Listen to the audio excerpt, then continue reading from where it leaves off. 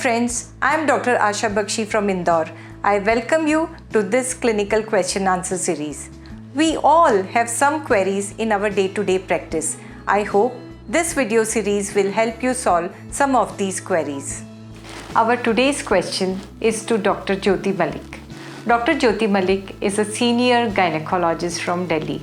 She has been secretary of Haryana chapter of ISAR and has keen interest in infertility and reproductive medicine. Jyoti, besides using testosterone for diminished ovarian reserve, is there any therapeutic use in postmenopausal women? Are there any guidelines and pros and cons in using testosterone? We have always used testosterone in cases of poor ovarian responders, but its use in postmenopausal women has not been extensively done and started in India.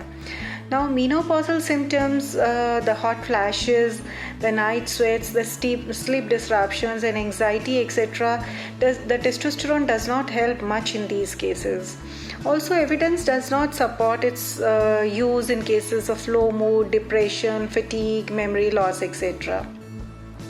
The only place where the testosterone has been of benefit is the hypoactive sexual desire dysfunction, and the global position statement published from the International Menopause Society in Journal of Endocrinology in 2019 supports its role only for HSDD. As many as 30% of our women past midlife do suffer from this HSDD, and therefore we can always help them by using testosterone. Though we do not have female formulations, we have the male testosterone formulations which we can use by reducing their dose.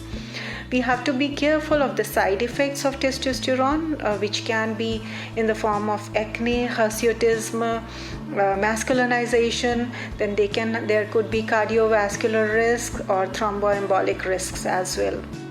Testosterone should not be used orally because then it has effect on the cholesterol and the lipid profile.